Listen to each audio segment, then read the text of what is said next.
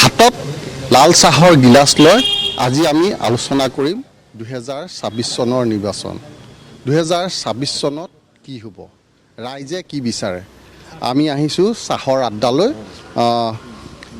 দাদা, 26 চনৰ নিৰ্বাচন আহিল, কি হ'ব আৰু কি বিচাৰে আপোনালোকে? প্ৰথমতে মই জুবিন গাৰ্গৰ ন্যায় বিচাৰোঁ।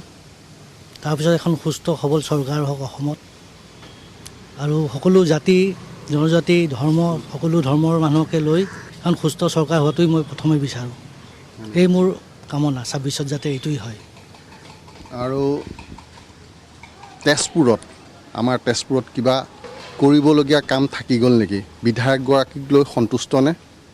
তেজপুৰত এনেই চাব গ'লে বহুতো কাম থাকি গৈছে। তাৰ ভিতৰত বহুত মানে শ্ল'লি কাম চলি আছে। ফ্লাইঅভাৰটো বিশেষকৈ ফ্লাইঅভাৰটো বৰ দৰকাৰ। বহুত শ্ল' হৈছে কাম, বহুত দিনৰ পৰাই হৈ আছে। এতিয়া কেতিয়া 26ততো নহয় বাৰু, আৰু কেইবছৰ লাগে ঠিক নাই। 1.5-2 বছৰটো আৰু জমৰ যন্ত্ৰণা ভুগিছে। হয়, বহুতে ভুগিছে। ধূলি চুলি হৈ দোকান চোকান ব্যৱসায় বাণিজ্য সকলোৰে লছ হৈ গৈছে এইফালে। হয়, কি বিচাৰে 26ত আপোনালোকে? 26ত আজি চাহৰ আড্ডাটো 26ত তাৰমানে বিচাৰিছোঁ যে এটা চেঞ্জ লাগে। তাৰমানে চেঞ্জটো হ'ল এনেকুৱা, গণতন্ত্ৰ সুস্থ হৈ থাকিবলৈ হ'লে সদায় পৰিৱৰ্তন লাগে। তাৰমানে এটা দলে কণ্টিনিউ শাসন কৰি থকাতকৈ আকৌ নতুন দল এটাত যদি দিয়া যায়, সেই দুয়োটা দলৰ এটা মানে প্ৰতিযোগিতা হয়, কোনে কিমান ভাল কাম কৰিব পাৰে। মই সেইকাৰণে ভাবিছোঁ, তাৰমানে মোৰ ব্যক্তিগত মতামত, যে এটা চেঞ্জ যদি হয়, নতুন চৰকাৰ এখন হয়, আৰু তেতিয়া ডেভেলপমেণ্টৰো এটা তীব্ৰ গতিৰ ৰূপ ল'ব বুলি মই আশা কৰোঁ। বৰ্তমান চৰকাৰখনক লৈ আপুনি সন্তুষ্ট নহয় নেকি? নহয়, বৰ্তমান চৰকাৰে কাম নাই কৰা বুলি ক'লে ভুল কৰা হ'ব। যথেষ্ট চেঞ্জ এটা লাগে, তাৰমানে পৰিৱৰ্তন এটা লাগে। গতিকে তেতিয়াহ'লে আৰু তাৰ 5 বছৰ পিছত আকৌ এই চৰকাৰে যদি গঠন হয়, তেতিয়া এটা কম্পিটিশ্যন হ'ব, তাৰমানে প্ৰতিযোগিতা হ'ব, কোনে কিমান ভাল কাম কৰিব পাৰে। তাৰমানে সেইটো মোৰ মনৰ ভাৱ। তেজপুৰৰ কিবা ডেভেলপমেণ্ট থাকি গ'ল বুলি ভাবিছে নেকি? স্থানীয় বিধায়কগৰাকীক লৈ আপুনি কিমান দূৰ সন্তুষ্ট? সাংঘাতিক একোটা কাম হৈছে বুলি মই নকওঁ। নিত্য নৈমিত্তিক যিবিলাক জিলাত হৈ আছে, ঠিক সেইধৰণে হৈ আছে কাম। কিন্তু বিশেষকৈ এটা কথা আপুনি মন কৰিব যে তেজপুৰত জোনাকী চিনেমা হলটো আজি অত বছৰ বন্ধ হৈ আছে। অসমৰ সেইটো প্ৰথম চিনেমা হল। গতিকে সেই এবাৰ সৰ্বানন্দ সোণোৱাল ডাঙৰীয়া থাকোঁতে তেখেতে এই উদ্যোগ লৈছিলে হলটো পুনৰ হেৰি কৰাৰ কাৰণে। তাৰপিছততো আজিলৈকে নহ'ল। গতিকে এইটো কিন্তু অসমৰ ৰাইজৰ কাৰণে খুব পৰিতাপৰ কথা। গতিকে জোনাকী হলটো পুনৰ নিৰ্মাণ কৰি পেলাই অসমৰ যিহেতু প্ৰথম চিনেমা হল, সেইটো সুচাৰুৰূপে চলক, সেইটো মই কামনা কৰিছোঁ। স্থানীয় বিধায়কগৰাকীৰ ভূমিকা কি সমগ্ৰ তেজপুৰৰ উন্নয়নৰ ক্ষেত্ৰত? তেখেত যিহেতু কলাগুৰু বিষ্ণুৰাভাৰ পুত্ৰ, মই সেইকাৰণে জোনাকী চিনেমাৰ প্ৰসংগটো আকৌ টানি আনিছোঁ। তেখেতে ইনিচিয়েটিভ লৈ হয়তো কৰিব পাৰিলেহেঁতেন, কিয় নকৰিলে সেইটো বুজি নাপালোঁ।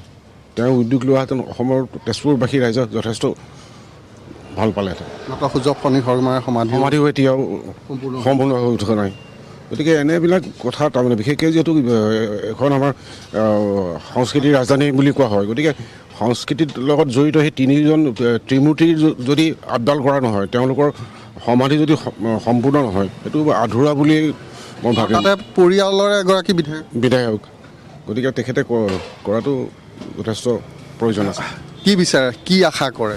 উপৰোক্ত বক্তাকেইজনে যিখিনি কৈছে যিখিনি কৈছে চব ঠিকে আছে, কিন্তু আল্টিমেটলি কি হৈছে, তাৰমানে ডেভেলপমেণ্টটো চবেই বিচাৰে, কিন্তু যিটো ডেভেলপমেণ্টটো আমি বিচাৰি আছোঁ সেই ডেভেলপমেণ্টটো আমি দেখা পোৱা নাই। কিন্তু ডেভেলপমেণ্ট বুলি কোৱাৰ লগে লগে তাৰমানে এজন মানুহক দুজন মানুহে কিবা এটা কৰি দিয়া, দুজন মানুহে যে কিবা এটা সম্পত্তি অধিকাৰী হ'ল, কিবা এটা হৈ গ'ল, দামী গাড়ী চলালে, it is a not a development. সেইবিলাক ডেভেলপমেণ্ট বুলি নকয়। ডেভেলপমেণ্টটো কয় গম ডেভেলপমেণ্ট আমাৰ যিখিনি ইন জেনেৰেল যিখিনি ল'ৰা আছে এতিয়া বৰ্তমান য়ং জেনেৰেশ্যনটো মানে কি হৈছে, কৰ্মবিমুখ হৈছে। য়ং জেনেৰেশ্যন একদম টোটেল কৰ্মবিমুখ, একো কাম বন নাই। বহুত ল'ৰা, মই সদায় আমি টাউনতে থাকোঁ, আমি এতিয়া ডাঙৰ হৈছোঁ, আমি ইয়াতে বহুত ল'ৰাকে চাই থাকোঁ, মানে কাম বন নাই। বহুত ল'ৰা সুধিলে কয় বিলাক দাদা একোৱে নাই। যিবিলাক ল'ৰা একচুৱেলি ওৱান চাপনে টাইম কিবা এটা কৰি আছিল, কিন্তু দেই কৰি মানে কি এতিয়া এডুকেশ্যন কওক END কওক পাব্লিক হেল্থ কওক মই প্ৰথমতে এইবিলাক কথা ক'ব লাগিব এইটো কাৰণে ক'ব লাগিব কাৰণ আমিতো ছাৰ্ভিচ নকৰোঁ না আফটাৰ অল আমিতো বিজনেছ কৰা মানুহ না আমি দুপইচা আৰ্ণ কৰোঁ পাতা মানে বিজনেছ বাই কৰোঁ আমিতো ক'তো গেলামাল দোকানী বহি থাকিব নকওঁ চব্জি বিক্ৰী নকৰোঁ ৰিক্সা চলাব নোৱাৰোঁ ঠেলা চলাব নোৱাৰোঁ আমি কিছুমান কাম কৰিছিলোঁ যিবিলাক কামত থৈ দি আমি এটা মান সন্মানৰ মাজেদি দুপইচা ইনকাম কৰিছিলোঁ আৰু সেইকেইটা পইচা দি আমি ধুনীয়াকৈ এটা লাইফ এটা স্পেণ্ড কৰিছিলোঁ অ'কে এতিয়া সেইবিলাক কিছুমান ৰাস্তা টোটেল বন্ধ হৈ গৈছে তাৰমানে এতিয়া তাৰমানে মানুহ টোটেল কৰ্মবিমুখ হৈ আছে কিন্তু এতিয়া যদি আমি কৈ থাকোঁ মানে বিৰাট ডেভেলপমেণ্ট আৰে হোৱাট ইজ ডেভেলপমেণ্টটো কি বস্তুটো মইতো দেখাই পোৱা নাই ডেভেলপমেণ্ট মোৰ চকুত তাৰমানে বুজি পালা কথাটো আপুনি ডেভেলপমেণ্ট বুলি কোৱাৰ লগে লগে ডেভেলপমেণ্টটো কাক ক'ব তাৰমানে মই এখন দামী গাড়ী চলাইছে বহুত ল'ৰাই এতিয়া দামী গাড়ী চলাই থকা মানুহ মোৰ লগৰ ল'ৰাই বহুতে মই নকওঁ মোৰ লগৰ ল'ৰাই বহুতে দামী গাড়ী এখন চলাইছে দামী বাইক এখন লৈছে সেইটো ডেভেলপমেণ্ট বুলি নকয়তো ডেভেলপমেণ্ট হ'ব লাগিলে কি কৰিব লাগিব তাক এজন মানুহক ডেভেলপমেণ্ট কৰি দিয়ে মানে কি আজি যদি মোক যদি কিবা এটা মোৰ ওপৰত এটা বক্তা মোৰ দুজনে কৰি গৈছে তাক যদি কিবা এটা চ'ৰ্চ এটা দিয়া হয় নহয় সি এজন মানুহ বুলি নহয় 15জন মানুহ চলাব তাৰমানে সেই বস্তুটো চ'ৰ্চ অফ ইনকামটো টোটেল বন্ধ হৈ গৈছে এয়া আচলতে সাধাৰণ জনতাৰ বক্তব্য 26ত বিভিন্নজনে বিভিন্ন ধৰণে আশা কৰে আৰু উন্নতিটো সকলোৱে বিচাৰে ডেভেলপমেণ্ট সকলোৱে বিচাৰে বিভিন্ন ধৰণৰ ব্যক্তই বিভিন্ন মতামত ব্যক্ত কৰিছে আজি চাই পে চৰ্চা ইয়াতে সামৰণি মাৰিছোঁ ৰূপজ্যোতি গোস্বামী এই মুহূৰ্তত আমি আপোনাক ধন্যবাদ জনাইছোঁ আৰু এয়া আছিল তেজপুৰবাসীৰ মতামত ইতিমধ্যে তেওঁলোকে উন্নয়নৰ কথা উল্লেখ কৰিছে চাহ আড্ডাৰ জৰিয়তে বিভিন্নজনে সেই কথাকে বাৰে বাৰে উল্লেখ কৰি ৰাখিছে চৰকাৰৰ পৰা আচলতে যিমান দূৰ আশা কৰা যায় সেই আশা আচলতে সফল ৰূপত আচলতে পৰিণত নহয় তেনেধৰণৰ এটা অভিযোগ দীৰ্ঘদিনৰ পৰা আছে সকলোৱে আশা কৰিছে এবাৰ উন্নয়ন হ'ব এইখন চৰকাৰৰ জৰিয়তে